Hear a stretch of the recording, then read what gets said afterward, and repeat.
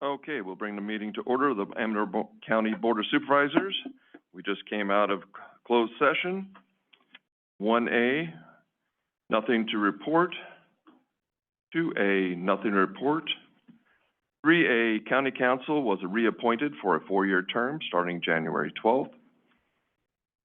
4A, denied. 4B, denied. 4C, direction was given to staff, and confidential minutes were approved. Would mind standing for the Pledge of Allegiance, please? Pledge allegiance to the flag of the United States of America, to the republic for which it stands, one nation, under God, indivisible, with liberty and justice for all.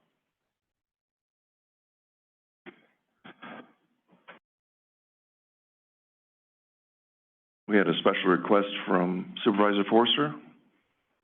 Thank you, Mr. Chair. I'd like to take a moment of silence for two individuals that I own, longtime residents, Alan Pantel and Gigi Finch, who passed away this last week. So if we could take a moment of silence, please.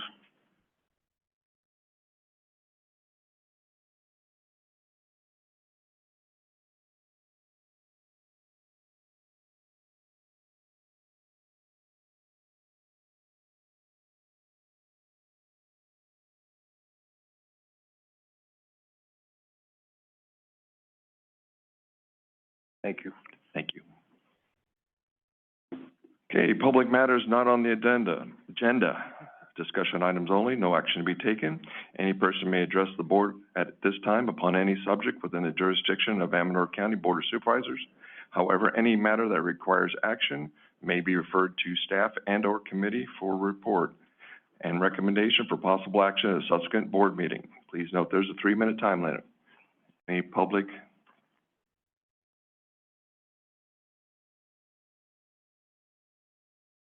The board, good morning. Morning. Morning. My name is Mark Petrisevich. Come February will be my 37th year as a law enforcement officer.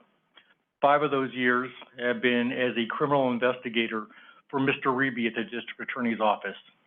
The other 32 years was with another law enforcement agency. As a result, I have worked in law enforcement facilities in San Jose, Oakland, San Francisco, Martinez, Stockton, and now in Jackson. Due to my various assignments, I have traveled around the state as well as outside of the state and have been to well over 100 different local, state, federal law enforcement facilities, district attorney's offices, and United States attorney's offices. And without a doubt, I can honestly say that the Amador County District Attorney's Office is the most unsecure building I've ever worked in. There's at least a dozen entry points along our first floor that can be easily defeated by the average person without any tools allowing access within our facility. It is such a concern that we have a policy that at least one armed, preferably 2 armed investigators shall remain on site during normal business hours to provide protection to our civilian staff. But it goes beyond that. We have a very dedicated group of prosecutors who come in on the weekends, stay late at night by themselves, and nobody else is there, especially armed investigators. I have watched over the last 5 years as inmates are released from the county jail. They walk through our north parking lot, which is the fastest route to Court Street on their way out. It's clearly marked Amador County District Attorney's Office, and I watch as they walk by and stare at our building, knowing exactly who works there. In September of 2022, I came to work around 7:30 in the morning, and I saw one of our young legal secretaries being approached by a man in our parking lot. She was clearly uncomfortable with the conversation they were having. I went over and I intervened and sent her on her way. I sat there and listened for him to rant and rave about his hatred for law enforcement for the next 10 minutes. After I was able to get him to wind down and he agreed that none of his negative law enforcement contacts occurred in Amador County, he went on his way. but not before I was able to note his license plate, and I ended up being able to identify who he was. And clearly, he had a very violent criminal history. That's who was dealing with our young legal secretary. I spoke to her afterwards, and she told me how he was expressing his hatred towards law enforcement, how he did not like talking to them, told her to equate it as her being a rape victim, having to talk to her rapist. Totally horrible experience for her. I have worked on a number of teams that dealt directly with violent criminals, and we trained often and we trained hard, and we trained with two mottos in the back of our mind. One was failure to prepare for a low probability dangerous event equates to high liability. And the other one is quite simple. Not if, but when. And that's why we train so hard and so well. So quite simply, as a result, I am asking you to provide Mr. Reeby with the funds that he seeks to improve the security at the district attorney's office. It's very important to all of us, especially to Mr. Reeby. So thank you for your time.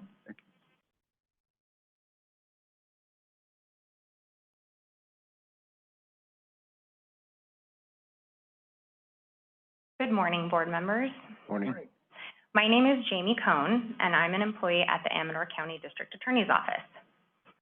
One of my assigned duties in the office is to be the administrator of Entree, which is the interface that monitors and controls the door locks and alarm system provided to county buildings by Signal Service. On a weekly basis, there are at least one, but oftentimes numerous motion sensor alarms triggered by unknown events within our building after hours. We suspect rodents, the wind, or even alleged paranormal activity could be the culprits, but have no way to know for sure since we do not currently have any type of video surveillance to rely on. Some of these events register as burglary alarms within the system and therefore trigger an automatic emergency call sent to dispatch in the sheriff's office. Due to policy, deputies are compelled to respond, even though these are false alarms and not true instances of breaking and entering. The sheriff's office is stretched thin due to staffing shortages, as we all know, and nowhere is it worse than dispatch. These false alarms cause them, as well as our hardworking deputies, undue work and time that would be much better devoted to serving the citizens of our great community. Our office does not want to be responsible for tying up these valuable resources unnecessarily. If we had video surveillance capability, we could easily identify whether these alarm events are a true emergency, and if not, quickly contact dispatch to notify them and save patrol staff the wasted time and energy of leaving their assigned beat to drive by the district attorney's office yet again. Thank you very much for your time. You know, I had a question. So you're saying if an alarm went off and you had video surveillance, that nobody would come and check on the alarm? I believe that if we were able to monitor live video surveillance and we received the alarm call, we could notify dispatch before they had to deploy resources, meaning a deputy, to our building. Currently, at the event of an alarm, we don't know whether or not it's an emergency, so they respond as if it is. I would think there'd still be ways people would get in, maybe even past video surveillance. I mean, I think if you have an alarm go off, you'd check it with surveillance or not. That's the thought. Thank you.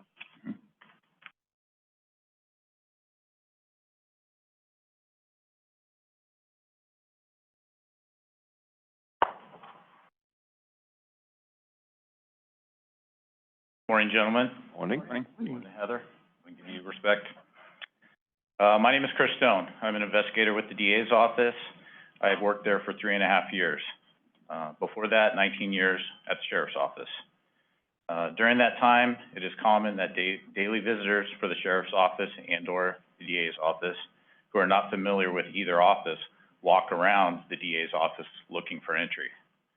On multiple occasions, it almost seems weekly, these visitors walk around the building, checking all the doors, as it's not clear where the public entry is marked. This is due to the building being constructed many, many years ago as a hospital and not an up-to-date office building with safety and security in mind.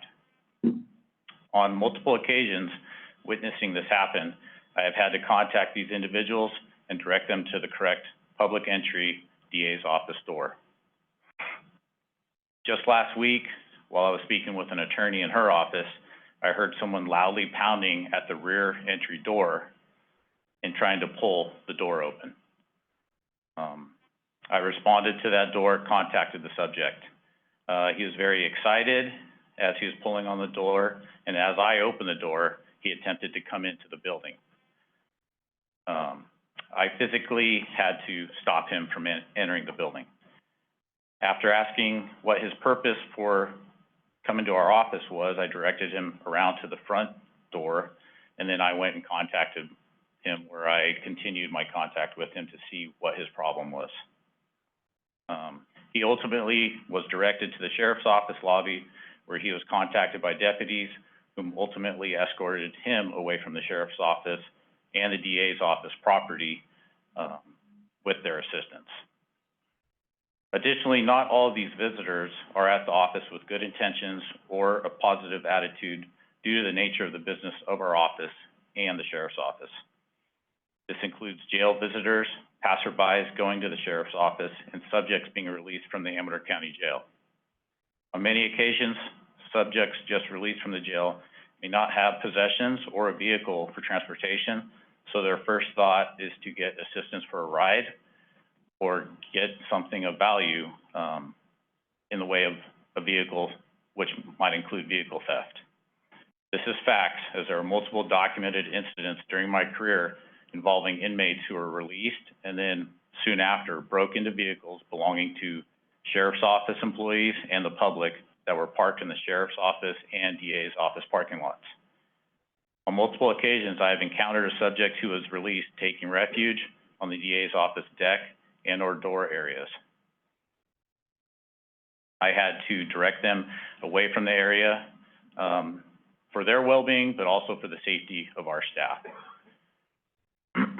This also includes incidents where homeless have been contacted taking shelter against the DA's office building, and they were told to leave. Additionally, there are times that these subjects who I saw may have been loitering outside of our office for an extended period of time, where the use of security cameras would alert staff to their presence sooner and possibly prevent a bad incident from occurring. Reasons why I bring this up is that multiple doors to the building are the original doors. They're very old in age, they're lightweight, single layer construction, both wood and glass, and their locking mechanisms are deteriorating and failing to secure.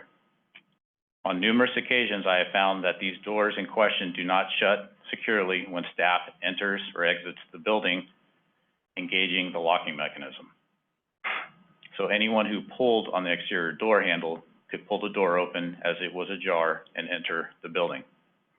This is just one issue needing addressed to provide the DA's office staff with better security and safety. This is not good for the safety of staff and also the storage of cases and files. I appreciate your time. Thank you.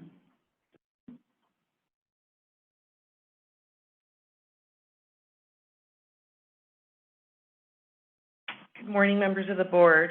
Morning. My name is Victoria Fernandez, and I'm a new resident to Amador County. I relocated to Amador County to work at the Amador District Attorney's Office as a Deputy District Attorney. I would like to join in sharing my concern for the current safety of our building. Although I'm fortunate enough to not have a story to share regarding safety incidents here in this county, I will share that my first impression of the building was concerning. I've worked in district attorney offices in Sacramento County and Mendocino County, and they both have deputy sheriff officers guarding the entrance during business hours, metal detectors, surveillance cameras, reinforced bulletproof glass in the lobby, and reinforced doors and windows. The only story I can share is that when there were riots in Sacramento County, they specifically did target the Sacramento District Attorney's Office. And the reinforced building prevented the rioters from breaching the building. Now, I know Sacramento County is a larger city and the needs may be different in this county. However, I do need to work late in the evenings at times and weekends here at the Amador District Attorney's Office, and I have been discouraged from doing so due to the safety concerns surrounding the building and the proximity of the county jail. I would very much appreciate the board's consideration and approval at the minimum of reinforced doors and surveillance cameras to heighten the security of our building. Thank you for your time and consideration.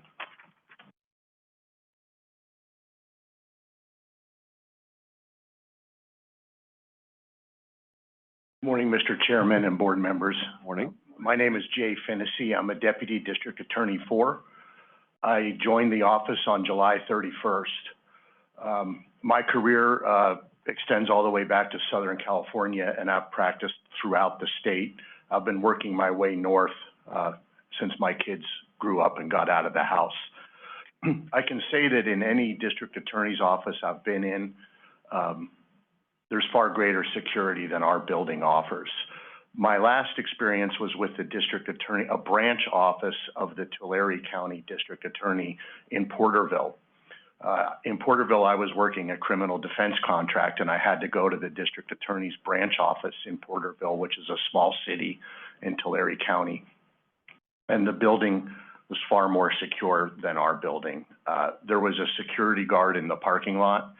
I had to have him open a door to an elevator lobby, allowed me into the elevator lobby, where I then took an elevator up to a floor where I was also in a secure area, and I was able to deal with clerical staff and obtain the information I needed. In San Diego County, where I come from, the public defender's office is more secure than our building. And the reason, and I also wanted to thank you, gentlemen, for the county that you govern. I am delighted to be here. I'm enjoying the small town atmosphere. I live right in Jackson. I was at the grocery store last night and I saw two people who knew me from work. That's fun for me to have happen, and it's happening regularly, and I've only been here really since the 1st of August.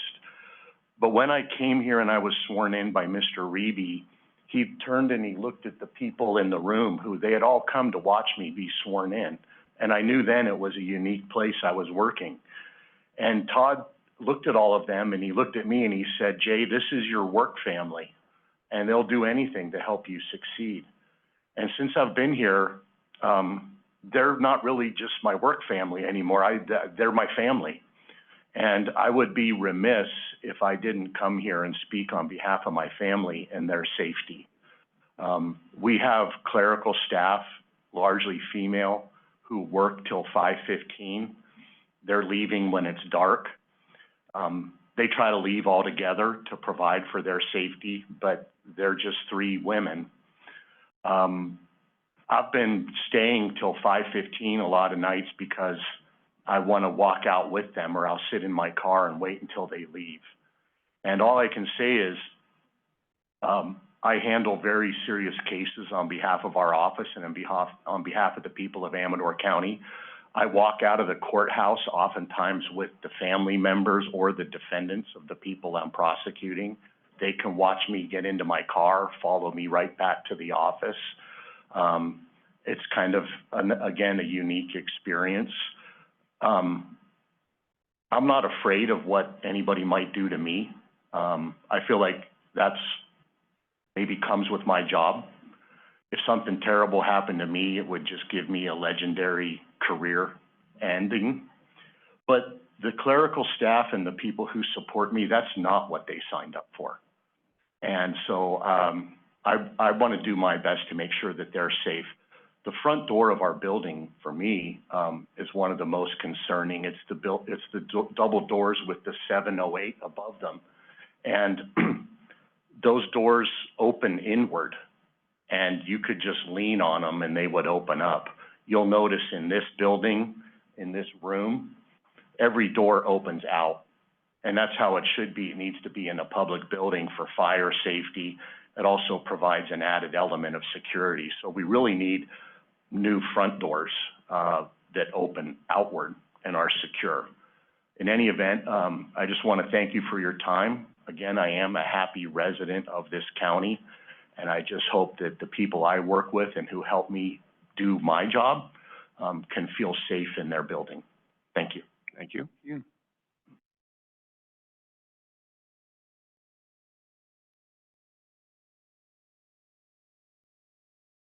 Hello, board members. My name is Rebecca Charing, and I am currently employed as a legal secretary at the Amador County District Attorney's Office. I wanted to share with you today a few concerns I have as an employee of Amador County. At the District Attorney's Office, as you know, is located right next to our jail. There have been several instances where I have seen recently released inmates walk from the jail through our parking lot, and at times they stop and sit on our porch or our picnic benches. On occasion, when arriving to work, I have made the decision to sit in my car as a recently released inmate is walking by because I did not feel safe exiting my car to walk into the office.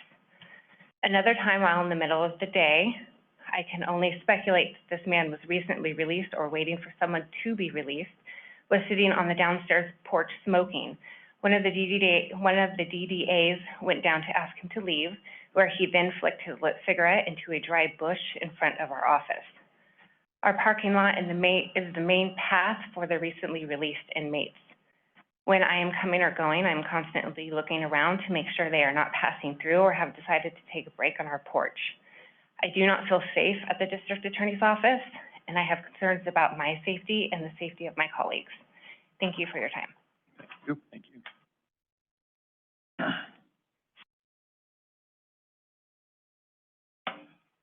Good morning, board members. My Morning. name is Amy Drake. I'm the Director of Victim Witness with the District Attorney's Office.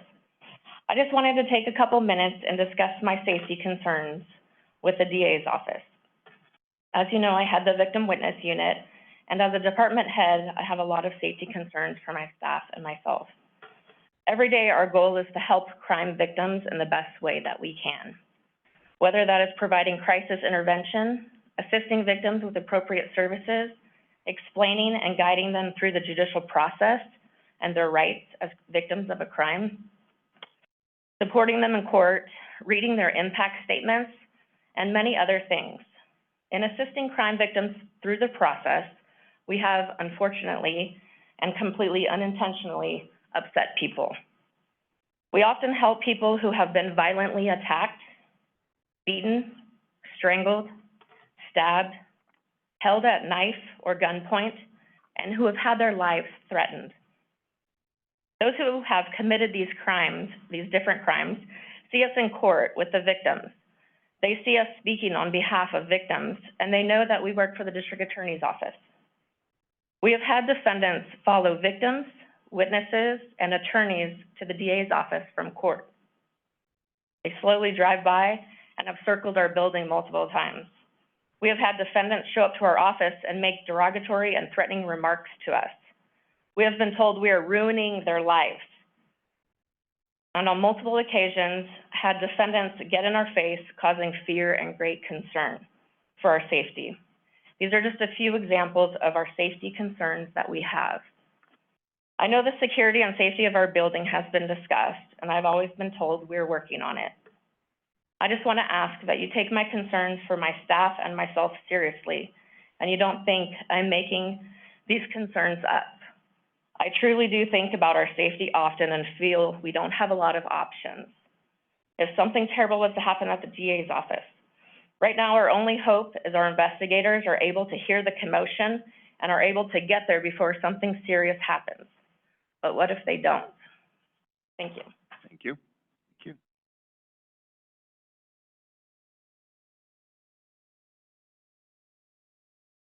Chairman and members of the board, my name is Todd Reby. The personal stories that you heard were unknown to me when I addressed the board in October regarding this issue. I find them compelling. I would have shared these with you had I known. My staff was listening at that board meeting and they came forward, and I felt that the board needed to hear what my staff is feeling inside and the stories that they shared with me. At that board meeting, I was under the impression that only our request for the purchase and installation of surveillance cameras and reinforced points of entry were to be addressed. Instead, the security request was combined with a prior approved DA building maintenance project from 2017 that remains on the shelf, and it was rolled into every pending and completed county capital improvement project for the past several years. The result was, and I understand why, the board did not vote to approve, but indicated that they preferred pursuing grant monies to fund both projects. While pursuing grants to fund the necessary maintenance and preservation of historic structures appear to be a realistic and perhaps prudent approach.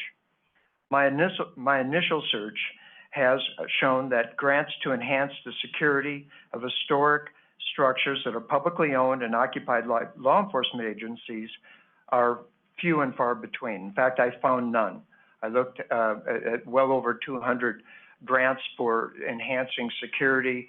They're focused on churches, synagogues, NGOs that are the targets of hate crime or terrorists, fortifying structures, things like that, but not law enforcement agencies that are occupying historic structures.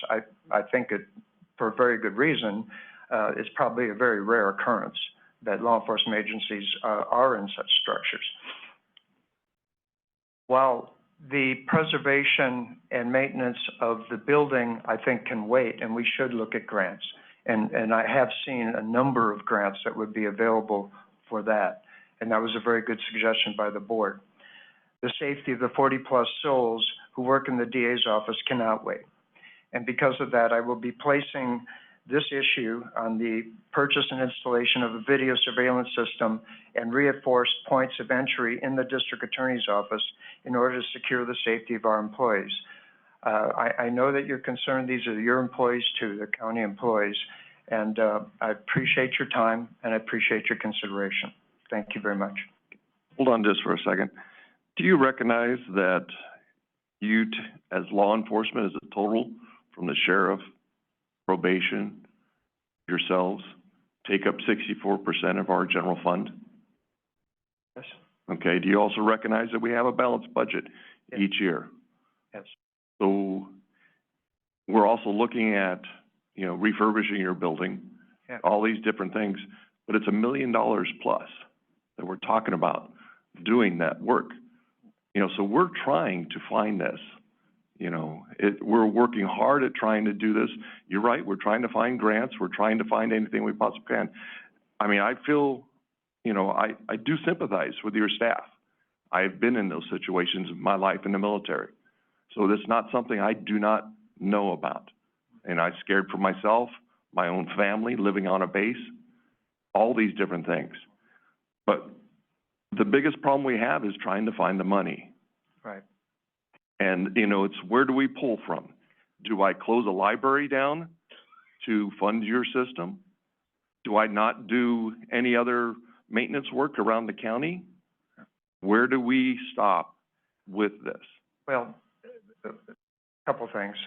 I hear your point. I understand it's money. It's not $1 million for the, it's maybe, I know it's a lot of money when you combine both, but I think you can bifurcate, and I believe the board should bifurcate the issues of the preservation and maintenance of the DA's office and the security and the reinforced points of entry, which are much less expensive.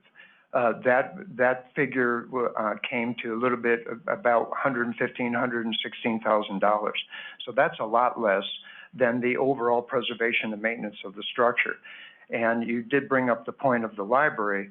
The reason that the 2017 approved DA preservation and maintenance project was delayed was because $400,000 was taken from that project to go towards the library.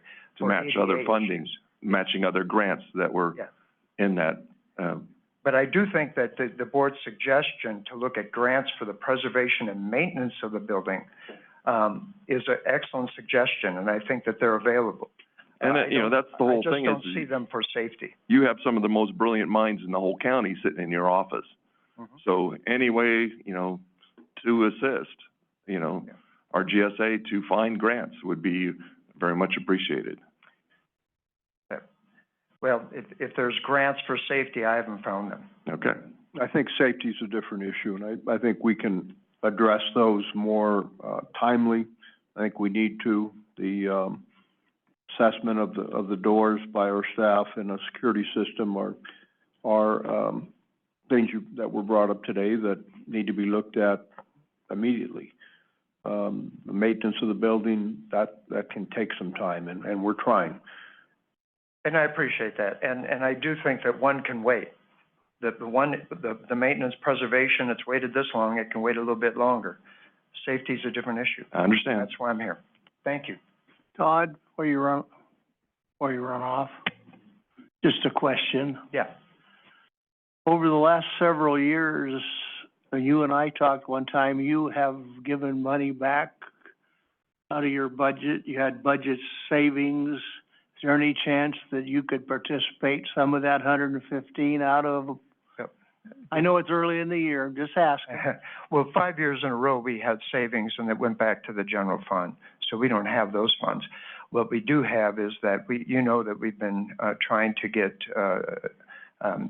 deputy district attorneys to come to our office, and we're competing against this, the money that they give and the larger and mid-sized surrounding counties. And that's why we have the signing bonus, and that was extended for another year.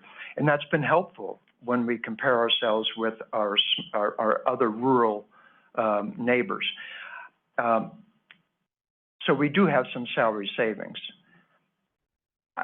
Having said that, I'm not like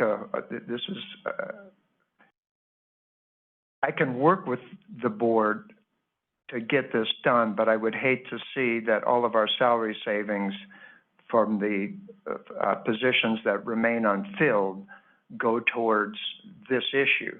I didn't say all of it, I'm just, if you're willing to work with But it. those are the situations that we're all working on. Yeah. That's across the board of any of the budgets. Yeah. That we're. You answered my question, that's all I just. Yeah, but I feel like, I'm not a homeowner here. This is a county structure that, I don't think, quite frankly, and it was that decision was made long before I came around. Taking the historic structure with all. I just don't think. Yeah. I'm sorry to cut in. The Brown Act doesn't technically allow us to have discussion on items that are not on the agenda. That's fine. So we're getting a little far into the details. Sorry about that. Thank you. I started that. Just appointed you to a new 4-year term, and it goes to your head now. Oh, thank you, Greg. Might have spoke too soon. So does that mean I can't address our security? Brian's been dying to push that button ever since we've got him. Okay, anybody else from the public? Yes, Bill.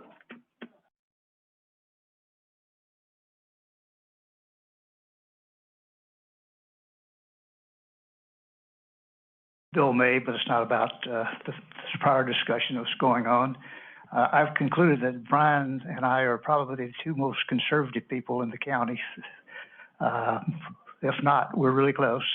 The second thing is somebody paid attention to my communication relative to trash pickup, because it looked like trash got picked up. And so if it happens again, where that's all over the place, I'll be writing you guys or calling you or coming visiting to talk about that.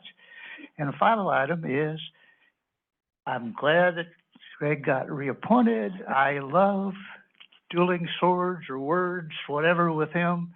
It's fun for me, and I hope it's fun for him. Thank you. Thank you, Bill. Anybody else? That's a heck of a commendation, Greg. Anybody on Zoom? No, not at this time. Okay. Need to add addendum 2A to 4C1 for the agenda. Do I have a motion to accept that? So moved. Second. Okay, call for the vote. All in favor? 4C1 or 6C1? 6C1. 6C1. Right. Call for the vote. All in favor? Aye. Aye. Opposed? Okay. Anybody want to, from the public, talk about the consent agenda? Move to Anybody approve. Second. Okay. Call for the vote, all in favor? Aye. Aye. Opposed? On to regular agenda, Interfaith Food Bank, update by Miss Beth Stanton, Interfaith Food Bank Executive Director. Come on up. Good morning, Morning. Mr. Chairman, Supervisors. Thank you so much for having me today. I appreciate you giving me this opportunity. I'm so sorry that my truck had to leave. I hope you got a glimmering glance. We did, of it. we saw your show and tell. I asked him to back up and move up and make a little bit of a scene so that he could show off a little bit. We're so thankful for that truck. I appreciate it so much. I know John's not here, but John has seen it, Karen's seen it, and I was hoping we could take a little trip outside and just look at it, but he had to get up to Pioneer. We have a pretty robust schedule for it. It's traveling around pretty well. We've got a great distribution going up at Sierra Baptist.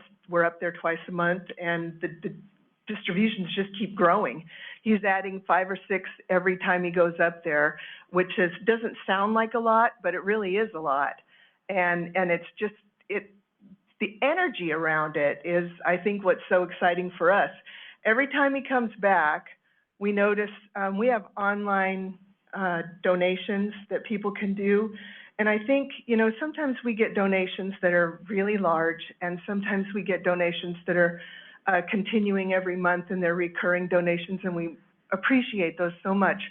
But when he goes up there, or he goes to Fiddletown, we do another one in Fiddletown that's a really big distribution, and we get donations from people that are like $7, and you know that somebody is taking everything they can and giving it as a donation because it means that much to them that we're in that area, and it's coming from that area.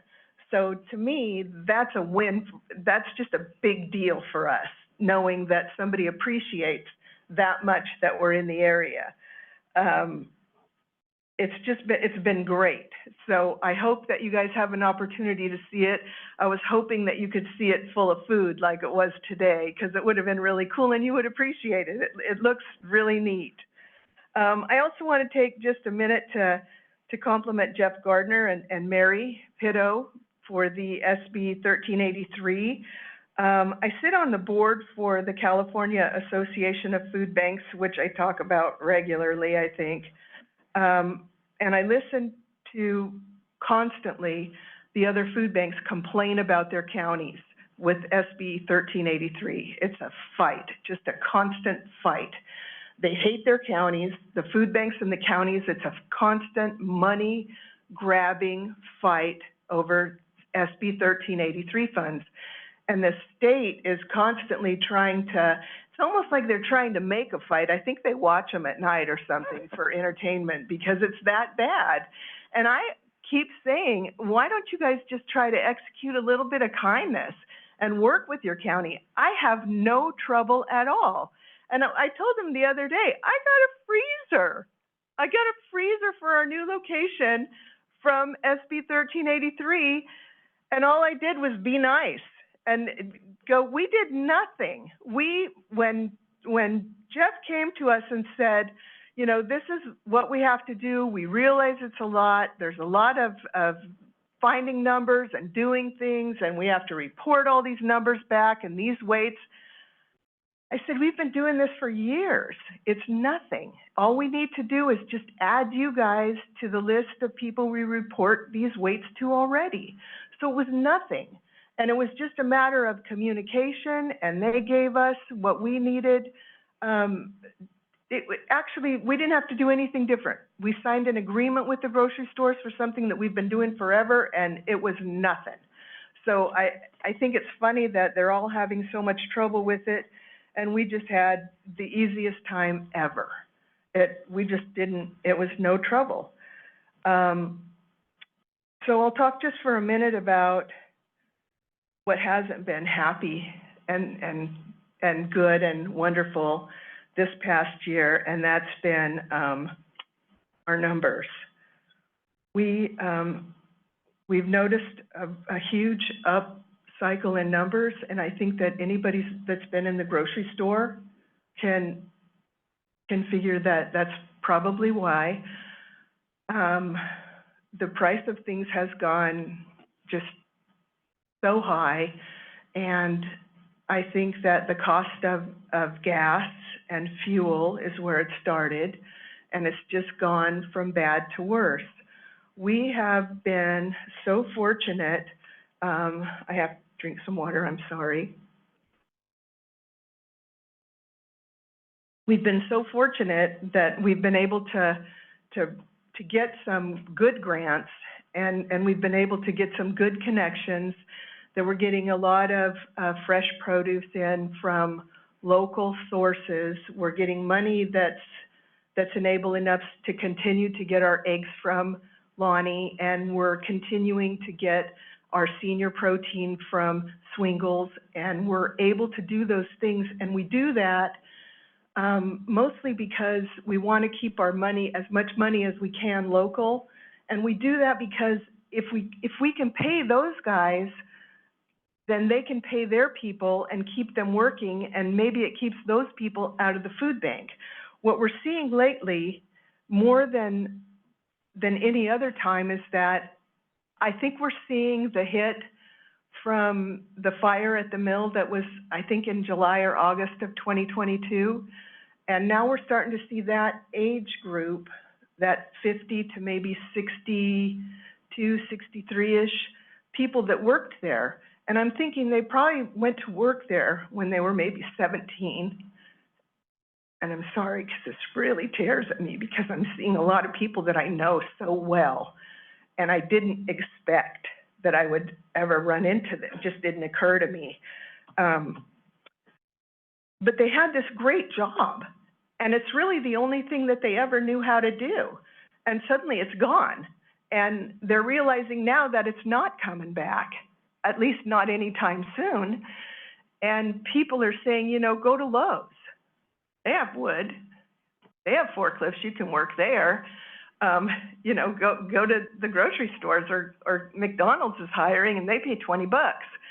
These guys made good money at their jobs, and they worked hard, and they own their own homes, and they have families, and their unemployment is running down. And I'm hearing stories that they could draw unemployment for a period of time, and then they have to take a holiday from it or something. I don't know about it. It's not something I know about, so I can't speak to it. But they can't draw it for so many months, and then they can go back and draw it again or something like that. But I'm seeing people at the food bank that I didn't expect that I would ever see. And it's really hard for them, and I think it causes depression and all kinds of things in people. And it's sad, and I'm not going to go on so that everybody's day is all sad and gloomy.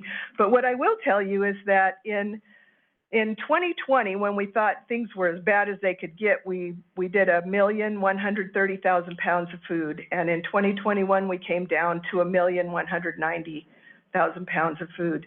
This year, just through November, we've distributed 1,417,000 pounds of food.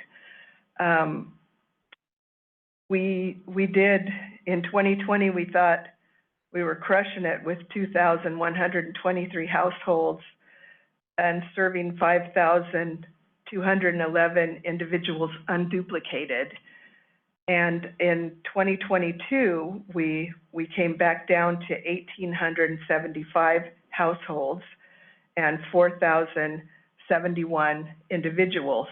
And this year, just through November, we're up to 2,121 households, which is 2 under 2023, or 2020, and 5,314 individuals, which is over what it was in 2020. And that just tells us that people have more people in their households, which mean that maybe more people live together, or maybe there's just bigger families, I don't know. And so far this year, we've had duplicated distributions. So we've done 29,699 households have been to the food bank. So these 2,121 households have been to see us 30,000 times. That means they're coming every single month, 2 or 3 times. They're seniors 3 times if they're not seniors twice. That's probably every single month, and we just don't see things like that. We've fed 72,132 individuals this year so far, and that's just so many people. And I'm so thankful that we have enough food to do that with what we have. We've been really blessed. We did a turkey or 20 this year. We didn't know what we were gonna do. We were pretty scared. We had some things happen that made us think we weren't gonna have any turkeys and kind of freaked out. And the radio station, as they always do, stepped right up and we planned this thing that we would do this turkey or 20, and it's gonna be an annual thing that we're gonna do because we haven't done any kind of a turkey drive or anything since COVID. So we're back at it now, and I've been warned to keep this brief, so I'm gonna try to do that. And the county just stepped up, and we did really well with it, so we're gonna do that every year. You had a smile from the back of the room from... Am I from that radio guy? But they did. They just stepped right up and carried it through, and we had a fun time, and people enjoyed it, and they smiled and laughed, and it reminded them of fun things that the radio station's done in the past, and we just had a great time. And Giving Tuesday was huge again, and the county never doesn't give. And I don't know, when I have this many people at the food bank, it's hard to imagine who are the people that keep giving, because I don't know, but they do. They keep on giving. And sometimes I feel like we just keep on taking. And I'm thankful that we're there, and I'm thankful that we're able to take care of the people in our county. I wanted to mention just really briefly, because I know it's always something that people are interested in, and I hope I didn't leave it at the office because I'm gonna feel really dumb if I did. One thing that's happened is the homeless numbers for us have gone down in this year versus last year and the last few years. They haven't gone down significantly, but they've gone down some, and that's a good thing. How do you track that? We track it by how often they come in. Do they confide in you that they're unsheltered, or? Yeah, we ask them. Okay, all right, good to know. We ask everybody. We have that question a lot, but when you come in, we don't just hand out food. We make sure that you live in the county. We verify incomes. We know where you live and what part of the county. We know how many people are in your household and how old they are. We ask what people's demographics are. We want to know what race they are. We want to know all those things because it helps us when we write grants. And boy, we write a lot of grants. We don't get them all, but we get some of them, and every one we get, they help us. But yeah, our numbers show us being down about by 300 people. So that's a good thing.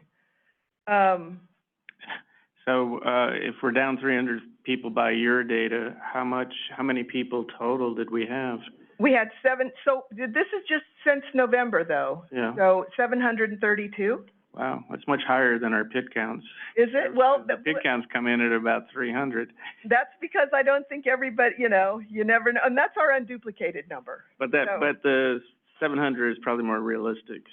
So, and it probably is, and that's the total for the year. So for the month of November unduplicated, we had 91 people come in.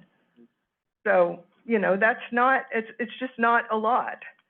And that makes, you know, it makes us happy. That, you know, either more people are finding homes or, you know, something's happening. The number that didn't go down are the new families that we're seeing, and that makes us sad. And that's when I was looking at, you know, in August, if that's when the mill fire was, or July, and our numbers started to raise a little bit in 2022, we had 264 new families that live in the county sign up, and in 2023, we've had 580 new families that are established and live in the county sign up for assistance. And that's a lot of new families to sign up. So that's a heartbreaking number right there. And the spikes were in June, August, and then October. And November was a high month too. So that's about where we're at, and that's what we're doing. And again, we're in a good spot. We have a lot of food. We're able to take care of it. We had great CalFresh money this year, so we were able to spend a huge chunk of money on stew meat, and I'm really happy about that because we have lots of produce. So we have onions, potatoes, carrots, and stew meat. So that's going to give people a good winter, I hope. Do you have any questions for me? Any questions? Well, I thank you, Beth. I appreciate the coming and giving us this update. I thank you. And somebody asked me what I was coming to ask for, and I said, absolutely nothing. I'm coming to say thank you. Thank you from the bottom of my heart for everything that you do for us, and thank you for everything that you do for the county, because it's so much. And I hope people realize how lucky we are to have every one of you. Mr. Chair, was there any public comment? Was there any public comment? Anybody on Zoom? Not at this time. Beth, you didn't mention your new shopping experience that's got off the ground.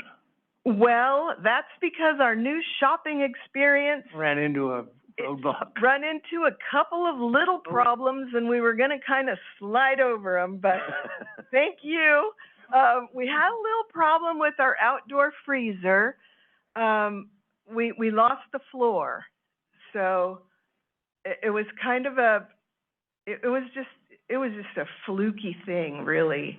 But the floor rose up, and it lifted, and when you do a freezer floor, there's some weird things that have to be done for it, and I don't know, I wasn't there when the floor was done, but evidently it rose up and arched, and it broke the freezer walls.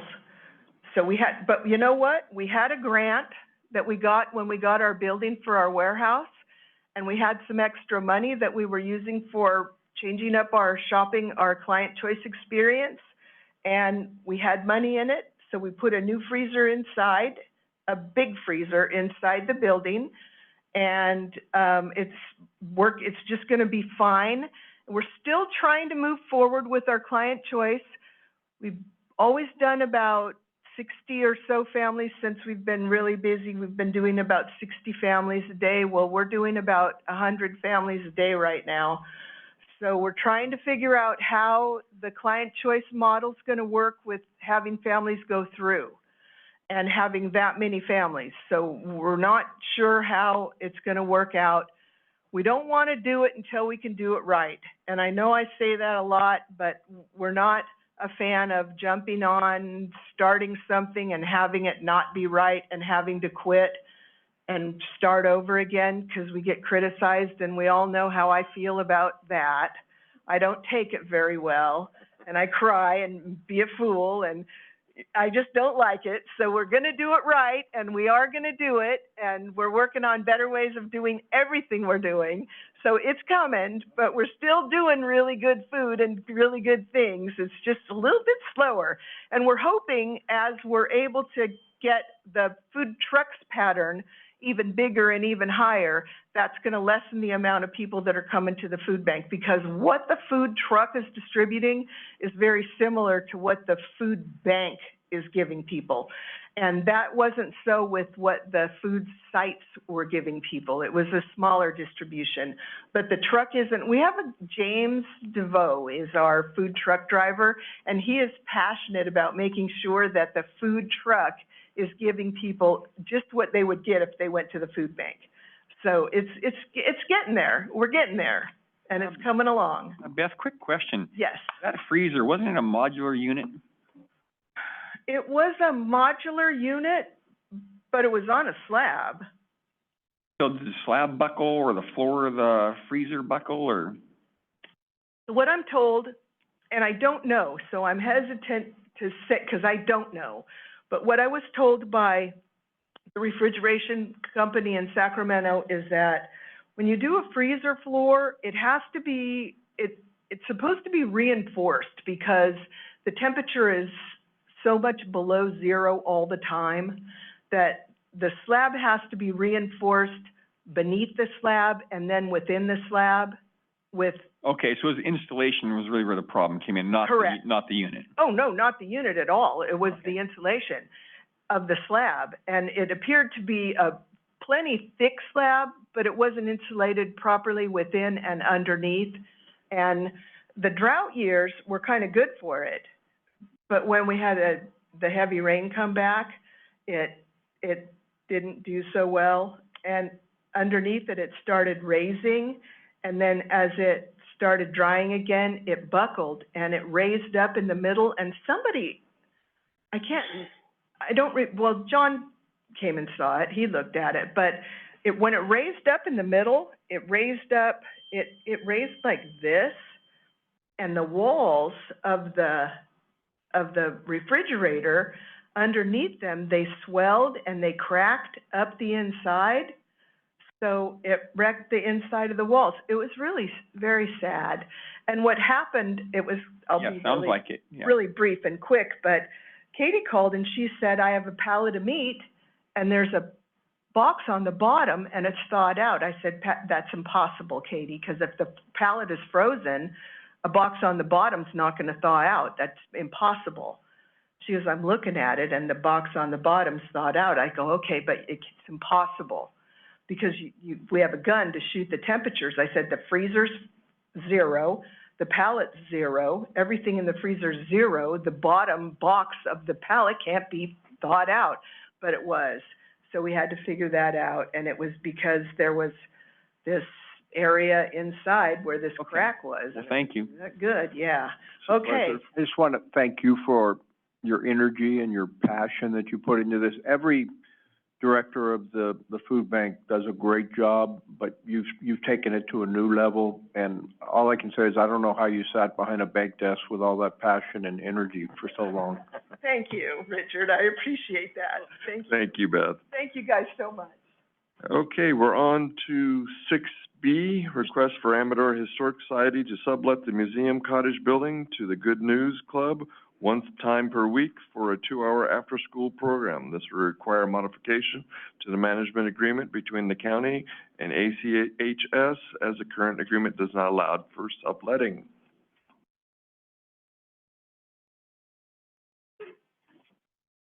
We should clarify ACHS is Amador County Historical Society. I made that mistake on the acronyms and I didn't define it. Okay, so stated. Do you want me to discuss it? First of all, I just, in listening to the prior presentation, I recall W.C. Fields, the comedian, saying that he'd never liked to follow anything with animals or babies in it. And I'm going to add Beth Stanton into that. That's it. Follow her. Not everybody can quote W.C. Fields. Yeah, I am dating myself. Better watch, she's still looking. He's still listening. Okay.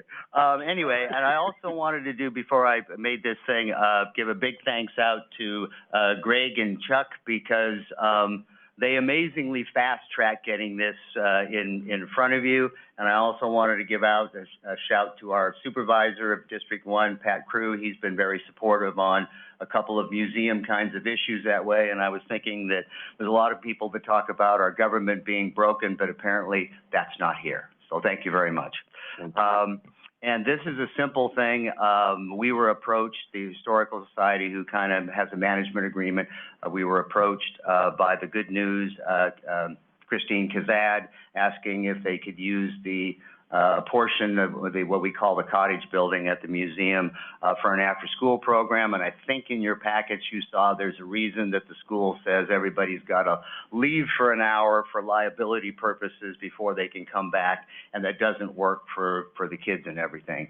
And the Historical Society is not looking, we're not engaged in soliciting people to use the museum or rent the museum or that type of stuff, but we also, I think we are going to be trying to be good stewards and make it available to the community and to the public where it makes sense. And if you know the the group that's on the Historical Society, we, at least for the last decade since I've been involved, we are very non-controversial, anti-controversial, so we would not anticipate any uses that are gonna, we don't want the hassle, you don't want the hassle type of thing, but we would like to see the community be able to use the museum.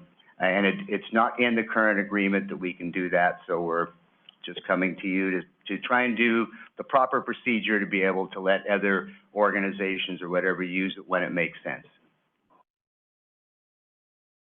That seems like Anything you want to add? Seems like it'd be a Oh, very good the only thing I would add is that I actually have prepared an amendment to the management agreement. I know I've sent it to Wayne, and I apologize, it's not in the packet.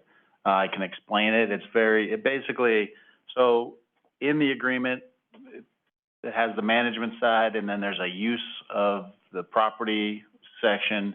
In that use of property section, it allows the Historical Society to have fundraising events, and it's got a whole list of requirements for their fundraising events. And then what the amendment does is it adds, allowing them to rent the cottage building for public, private, community events, no alcohol. And then there's a list of conditions. They can't discriminate. They can't, they have to have the renter do insurance and indemnity, things like that. Similar things if they were to have a fundraising event. So it's simply just, it just adds the rental of this cottage building, with some restrictions.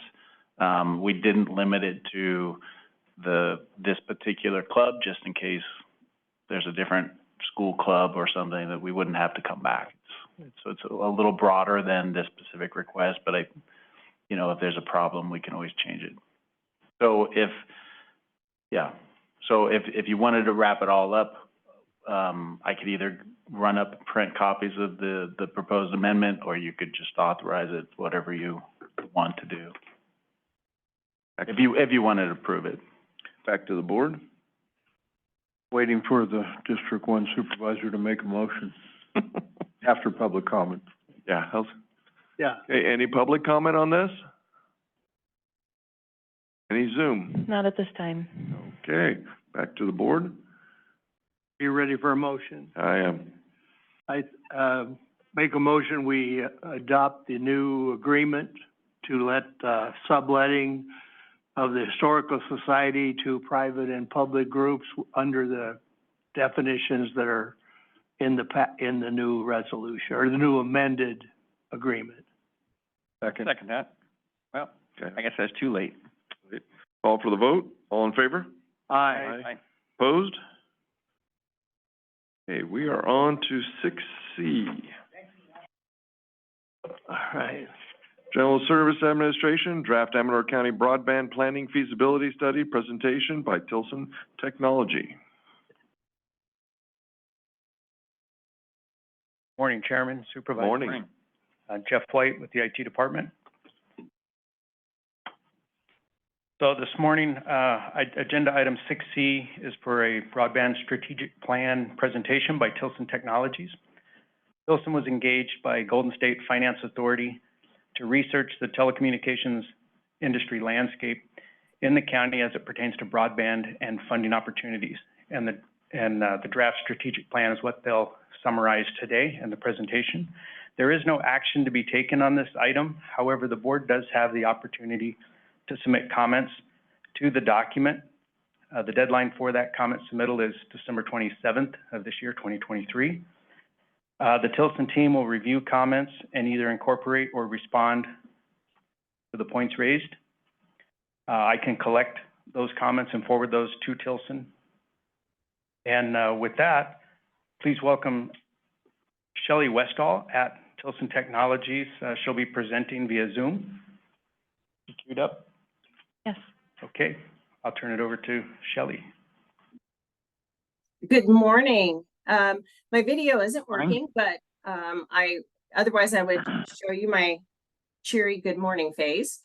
But I wanted to thank you for inviting us here today to talk about the plan and kind of give you a highlight of what what we are covering in the broadband planning and feasibility study. So I'm going to go ahead and share my screen for just a couple of slides. I'll try to make it as brief as possible.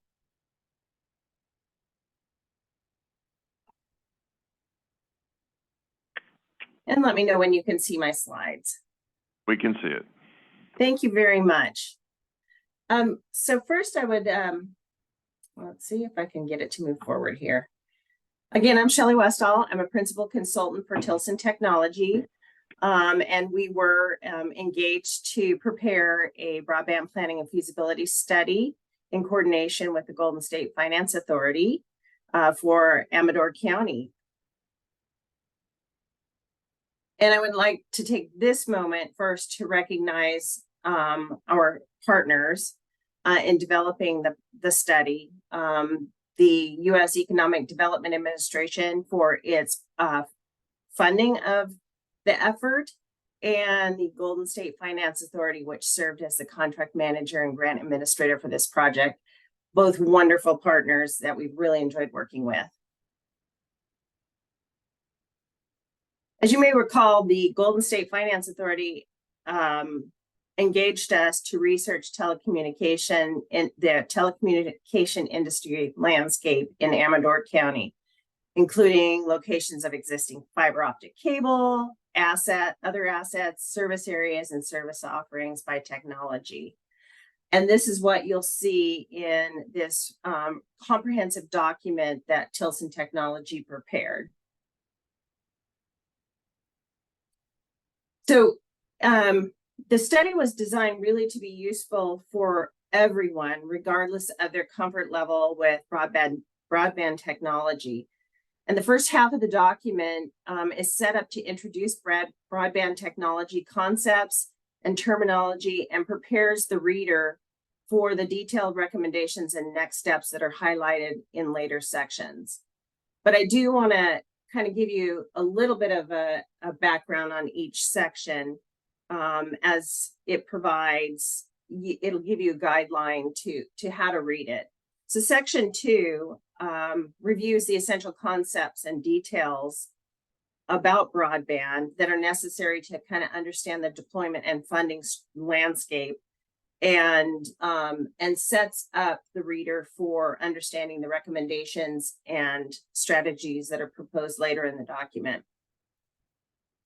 Section 3 more closely looks at the demographics and how that is applied to those who are currently served or underserved. So those who do not currently have broadband, or whose broadband speeds do not really make it useful for them in today's digital world. Section 4 identifies what currently exists for broadband in Amador County. So what current services are being provided, at what costs, and kind of sets the reader up for understanding the current broadband ecosystem. Section 5 describes really the assets that are available to internet service providers currently, and how that might be leveraged for planning for the future broadband expansion in the county. And I'll stop here because I also want to remind you, if I happen to use an acronym that I don't define, please let me know. I try to catch myself, but every once in a while, it just creeps in. So section 6 reviews the state and federal funding programs, which I'm certain you're all familiar with, as they are evolving and expanding, but this gives you a baseline for what those programs are today. Section 7 examines the policies and strategies that can reduce deployment costs, including permits, access policies, and local coordination efforts. This is a really good one if you're looking at opportunities that might be coming up on your future agendas. Section 8 expands on the analysis of broadband need that was introduced in Section 3, and helps develop broadband recommendations for broadband assistance programs There are some that the federal government provides now, and there are ways to expand or improve on those programs. Section 9 is very interesting. This is kind of a newish concept, smart communities, and it highlights broadband-enabled technology that improves the effectiveness and efficiency of government services and increases economic opportunities and generally improves the lives of all of your county residents. And finally, Section 10 is a list of actions and strategies that the county can consider in developing a roadmap for prioritizing its next steps to create a digitally inclusive future for all of its citizens. And I'm not going to go over the funding opportunities because, like I said, most people are familiar with the efforts that are underway at the state level and the federal level. And I will mention that BEAD is still developing, and that will be at the state level. It comes from the National Telecommunications and Information Administration, the NTIA, and that goes down through the state. And those opportunities are still being developed as the rules for that program and how the state will use and access the funding is developed. But I will mention that one of the concepts that we're really hearing a lot about is the idea of partnering to make the BEAD money so that the BEAD money can be used as efficiently and effectively as possible. And that's one of their primary focuses with BEAD, is really to take that money and use it in the best way possible so it can really reach those areas of unserved need. And I think that the efforts that are underway with the GSCA and the GSSFA are all in the counties really are setting the stage for a really dynamic partnership that I think will really meet the needs that the NTIA or the focus that the NTIA wants. So kudos to all of you for your forward thinking on this effort. And with smart communities, we partnered with a company, Tilson partnered with a company called VHB, who kind of leads in the area of urban planning and smart community strategy development. And some of the common themes that they found in analyzing need in Amador County is really those ways to modernize and digitize the way county governments conduct business. That's changed since COVID. And so there are ways to really encourage civic engagement through smart community technologies. And then minimize the impact of climate change, wildfires, precipitation and droughts and flash flooding and landslides. That's a huge area of need. And smart technologies can provide some assistance there. And it, of course, enhance the quality of life and create a more sustainable communities through connecting infrastructure systems. And we know this can happen. It's been done in many ways. And this is really, with a broad expansion of broadband into Amador County, it really opens up the environment for encouraging all of the new technologies. That was my quick and brief overview of the feasibility study. Are there any questions?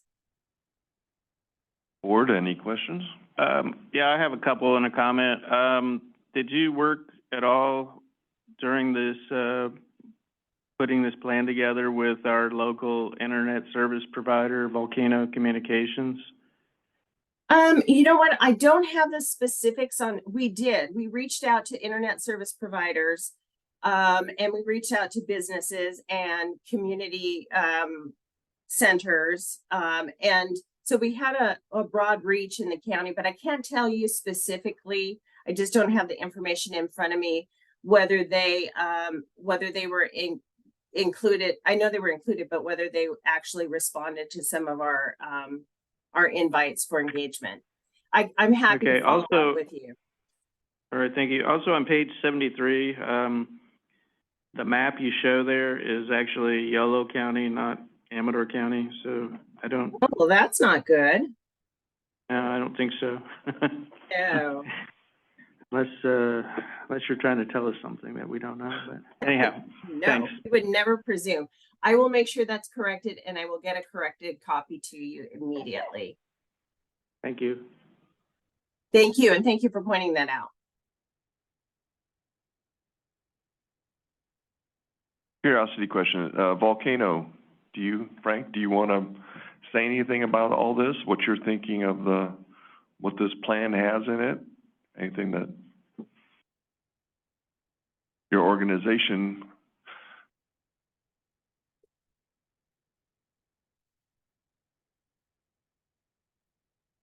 Mr. Chairman, members of the board, Frank Lashinsky, Volcano Communications Group.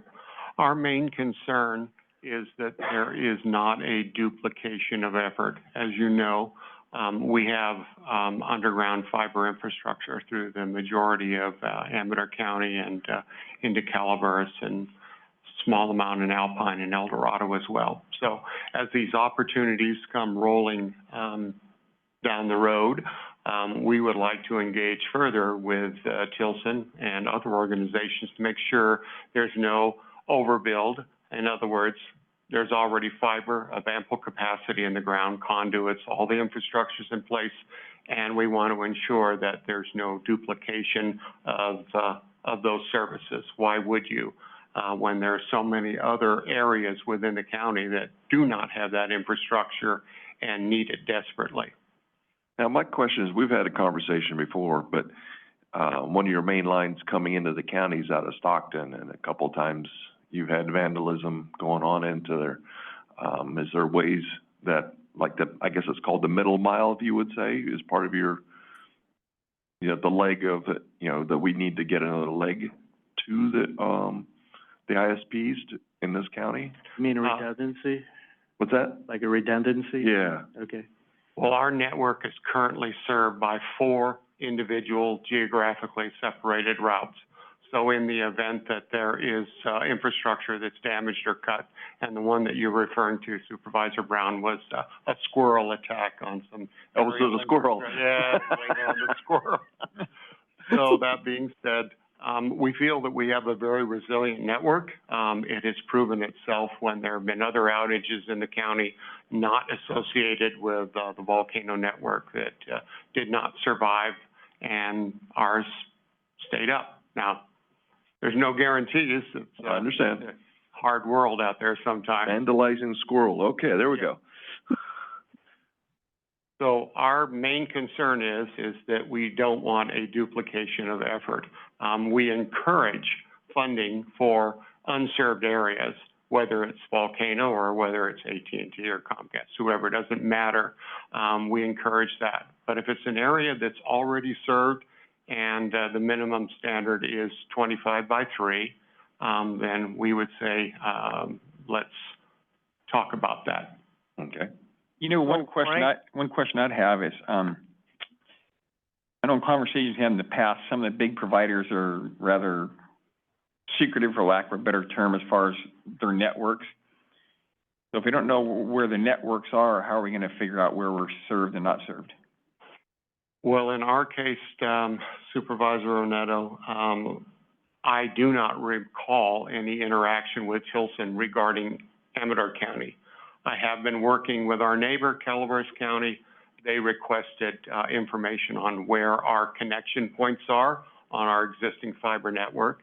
And our engineering manager, who's right back there, supplied all that information to Calaveras County, and they submitted it to Tilson. So as far as Amador County, I have not had a direct dialogue with them, to the best of my recollection. Well, I guess that'd be a question for Ms. Westfall then. Why didn't you reach out to the local internet providers to see what they're serving? I guess the question is why? Our practice is, so and if it didn't happen, then I would ask our team to go back and connect with you, because it is an expectation of ours. Yeah, I would hope you would, because they've been a very they're a small company, but they've been very active, and they've been always tried to stay ahead of the curve. And I think it'd probably be helpful to them and even to your plan to, talk with them. Yes, absolutely. I 100% agree. Well, we look forward to speaking with you. That would be great. Yes. For the board's knowledge as well, our infrastructure, we are, providing circuits to competitors, cellular providers, what have you. So our network, does allow for a competitor or a cellular provider, whether it's wireline or wireless, to lease one of these circuits and be able to connect to areas within our exchanges, our territory that we currently serve. So it's not a true open access network, but it certainly can. So they could utilize your fiber that you've already put in? Yes, sir. Absolutely. So they just pay a rental fee? Is that how it works? Yes, that's correct. Okay. And then we maintain it. We make sure that it functions properly, and all of the necessities are there to make sure that it stays stable and robust. Yeah, they're just installing a cellular tower up in the Pioneer area, and Volcano was the first one to get their infrastructure into the ground, if you will say. Still waiting on PG&E. Yes, sir. I'm very familiar with that one. Supervisor Crew. My question was answered. It was about the interaction with the middle mile and the last mile, and your concern is they don't overbuild the last mile if it's already there. And also the middle mile as well. If there's middle mile already in place and of ample capacity, then why not use it? In other words, not all of it, but all of our new infrastructure, and I would say 90% of our existing infrastructure is all underground. So that certainly fits in with the federal and state standards that they're looking for in deploying these new networks. They want them underground and they want them fiber. Well, we're already there. And we also do a unique situation. Some of you know we reuse the old copper infrastructure that we use for just standard telephone service, and we use it to power the network interface device that's on the side of the house or the business. So our connection points stay up even in the event of a power outage, as long as the business or the subscriber has a UPS, uninterruptible power source, or a generator. So they're in business as long as they've got that within their home.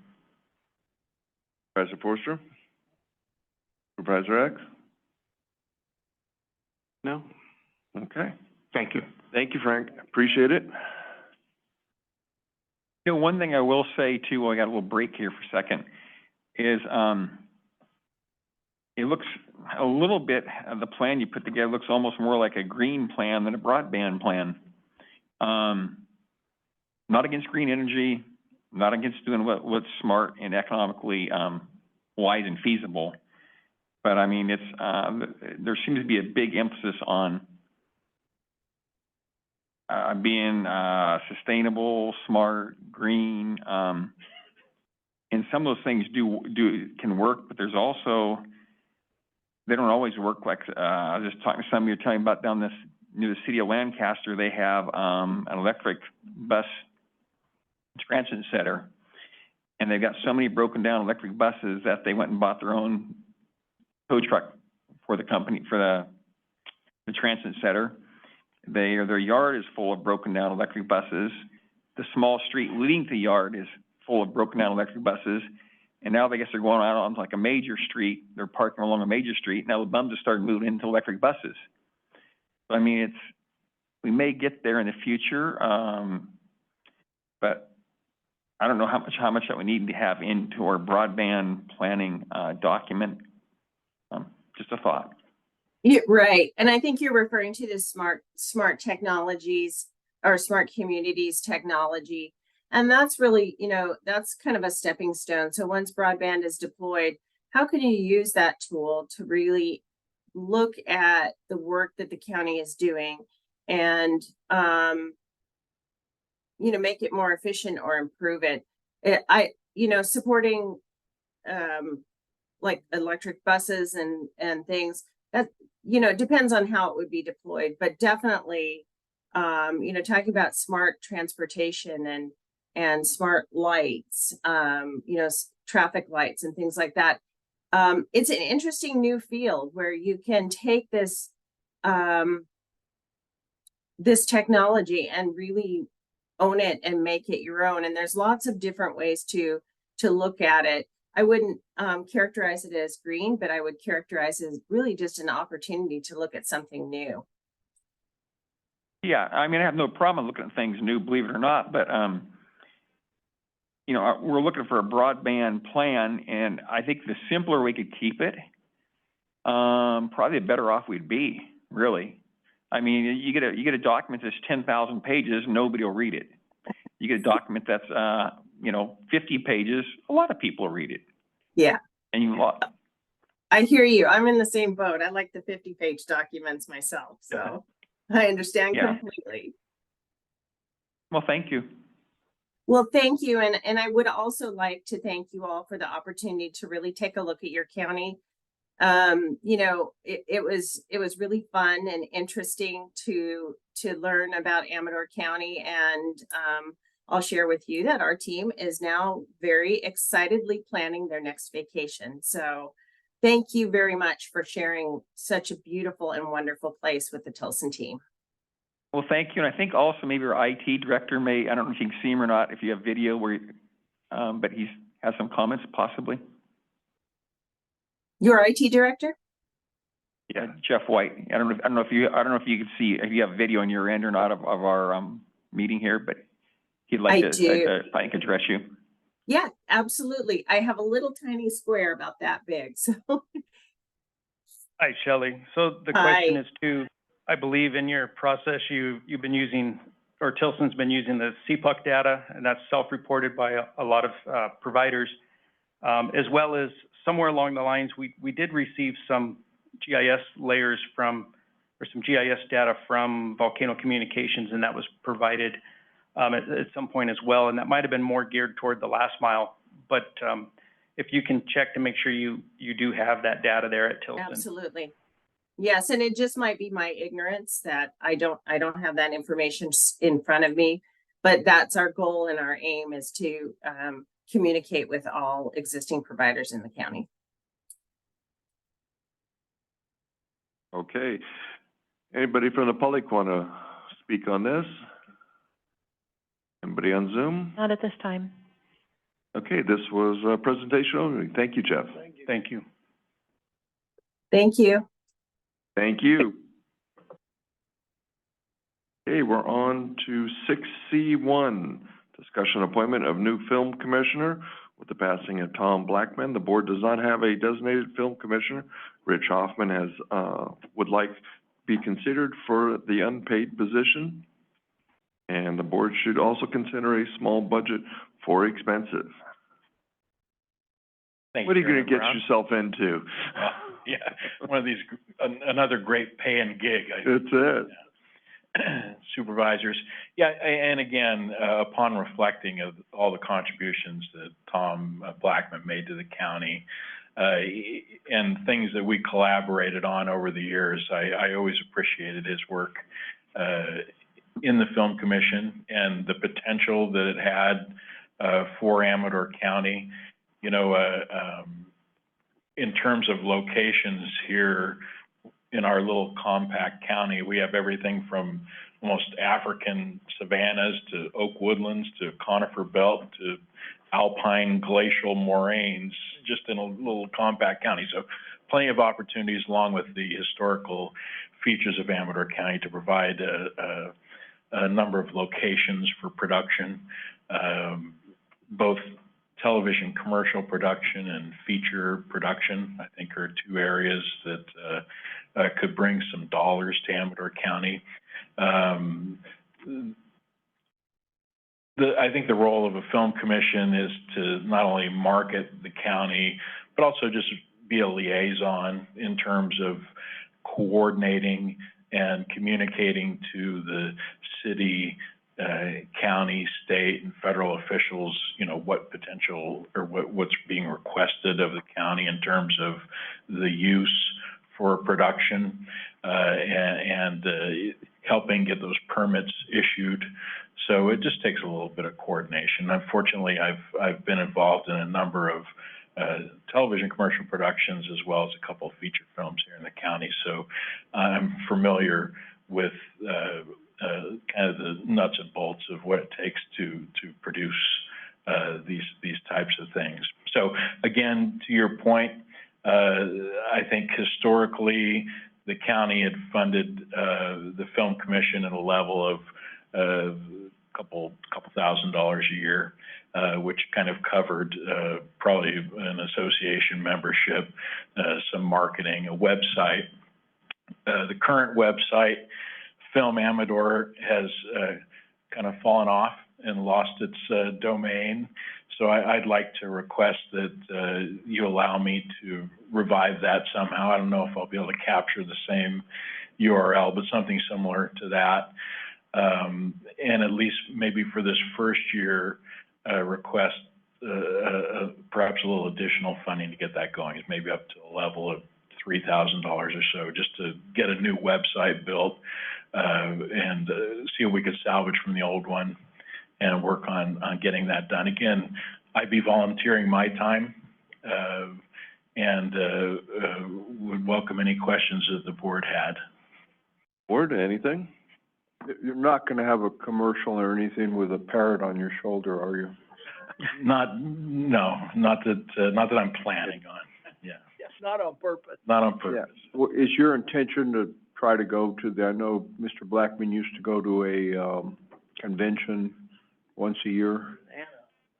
Yeah, I think there are those opportunities, and whatever we decide in collaboration with the county as to what the best use of those dollars are, you know, in terms of marketing the county for film. Well, possibly you could coordinate some of that with the chamber and our other tourist oriented groups in the county. Have great relationships with both of those entities, and always happy to work with them. I would think if anybody could market Amador County, the film industry, I think Mr. Hoffman probably could. So I still remember some of the films or the advertisements you did in the past, and so. And I'm not much into advertisements, but they were good. Thank you, Supervisor. I miss them too.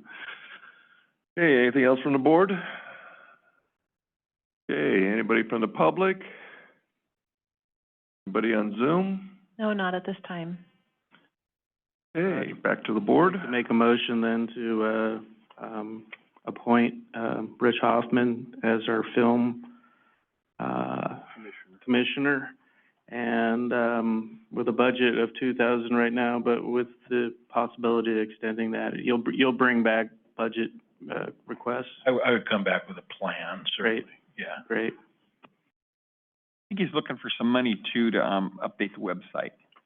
Well, I think he's gonna come back with a plan and tell us how much. Okay. You want to just start with 3,000? Yes. You wanna start with Yeah. 3,000? Yeah. Okay, yeah. Pass the hat here if we have to. That's in your motion. All right, I'll modify the motion to include a budget of 3,000. I'll second that. Okay. Okay, call for the vote. All in favor?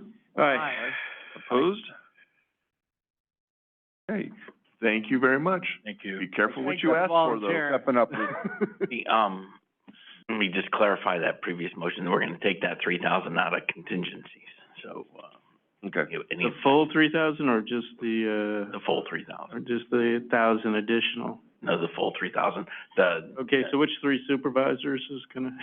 There are no, right now, there's no money in the budget for this. Since it hadn't been drawn in several years, we stopped budgeting it.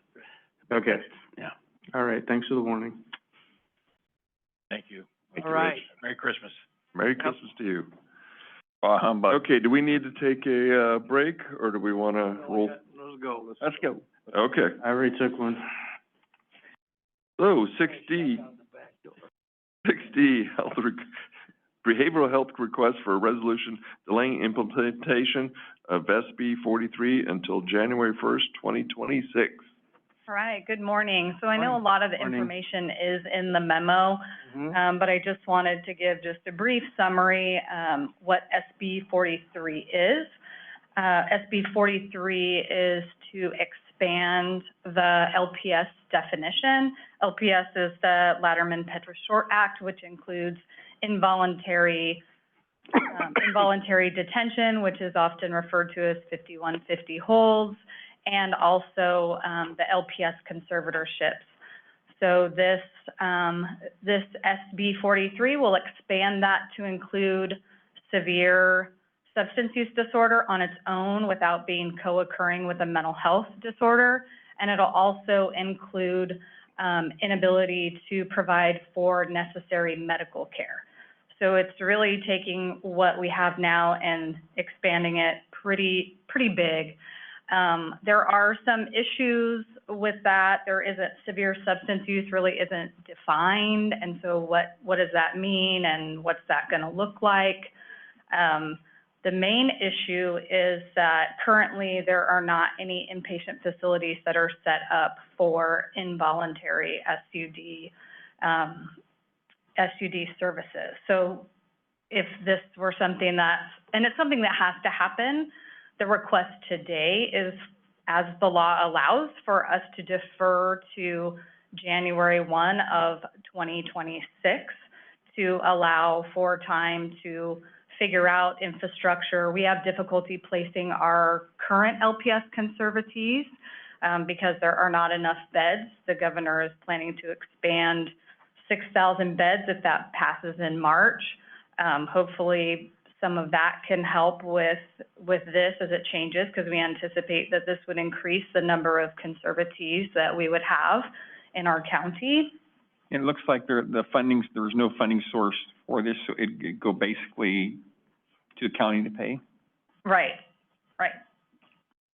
For the most part, we'll be taking it out of Realignment. Yeah, it would be our realignment fund. So it would be a big lift for us. We already pay a significant amount for our LPS conservatees, and that's usually under 20 people. And if we add severe substance use, whatever that definition turns out to be, to include that, my guess is this could expand. Do you think it's an effort, like some of the homeless people that are having issues, are they trying to address that then?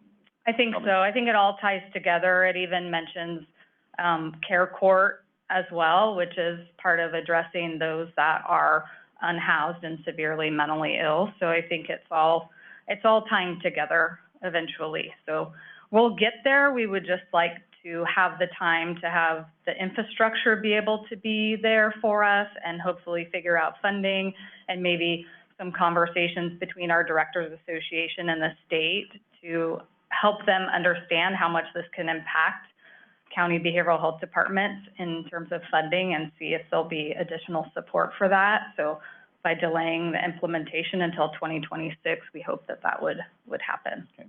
Melissa, what happened to the state law about passing legislation that with unfunded mandates?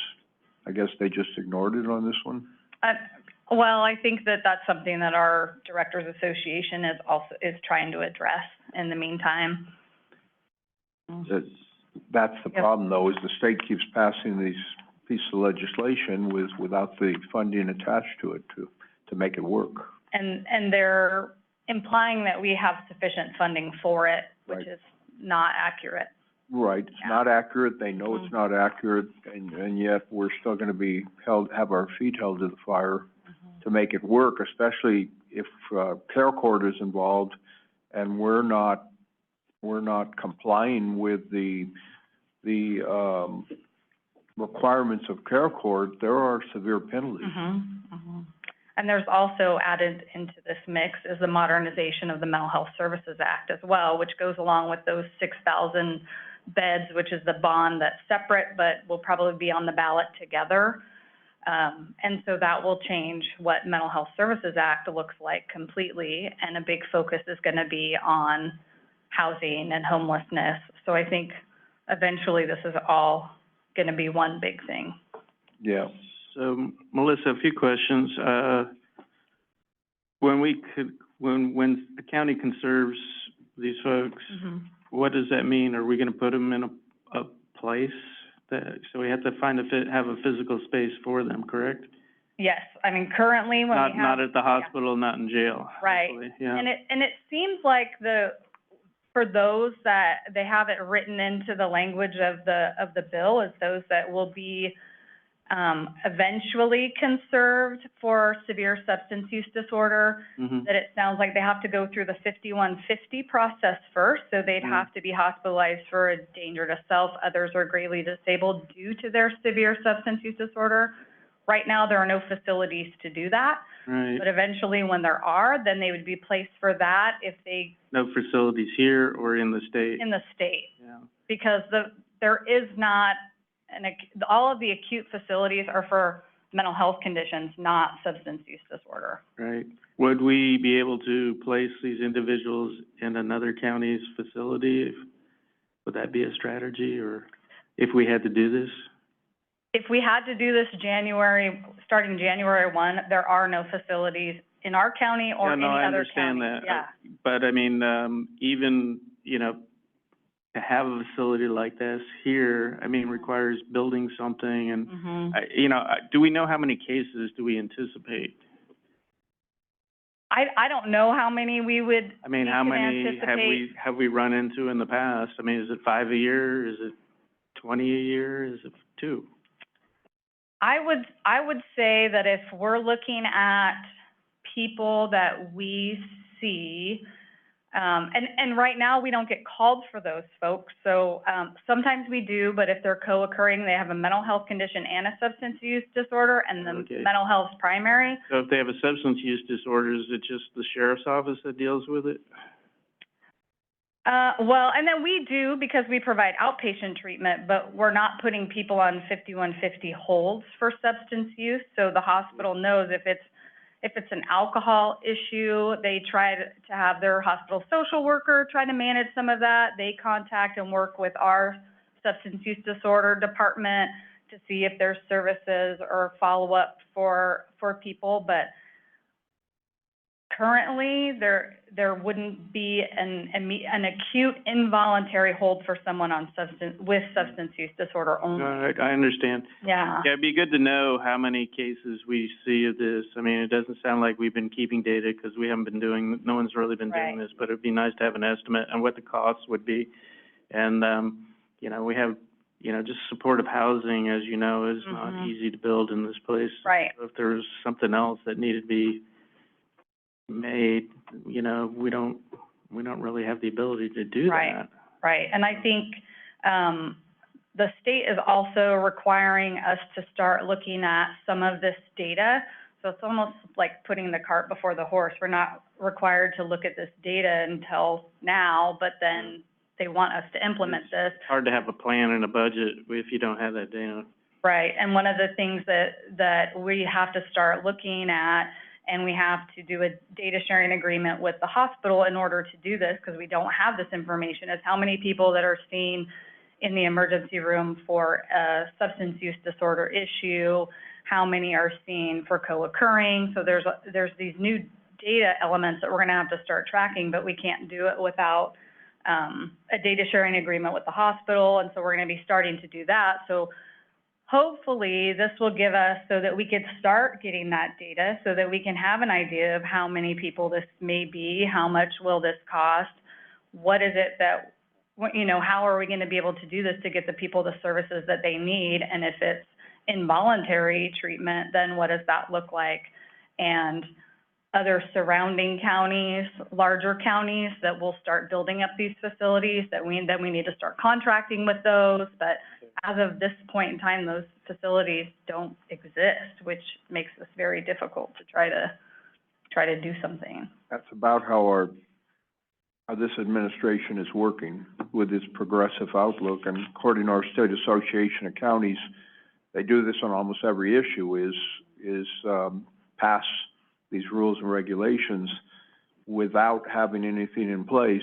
So they're not really operating in reality. It's kind of like build it and it'll happen.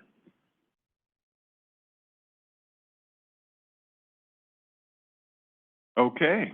Anything else from the board? So, do we need to approve that we're going to, put this off? Was there a resolution? Yeah, we have to, Okay, so I'll make a motion. I haven't gone to the public yet. Anybody on Zoom? Not at this time. Okay, now you can make your, I'll make a motion to approve the resolution deferring implementation of the changes made to Welfare and Institutions Code, Section 5008 by Senate Bill 43. I'll second that. Until January 1st, 2026. Yeah, I think that, isn't that in the resolution? Yeah, okay. Let's do a belt and okay, suspenders. call for the vote. All in favor? Aye. Opposed? Last item, thank you very much. All right, thank you. Thank you, Melissa. Bye. Last item is 6E, review and possible approval of the November 21st Board of Supervisor meeting minutes. Move to approve the minutes with, couple of corrections. Just from a reminder, there's one that, called, Tacio Neto Ruin, Mr. Tacio Neto Ruin, so we'll change that to Miss or Mrs., whatever, Miss, I guess. So, I'll second. Okay, again, call for the vote. All in favor? Aye. Opposed? Okay, this meeting is adjourned until Tuesday, December 19th at 9 a.m. Closed session starts at 8:30.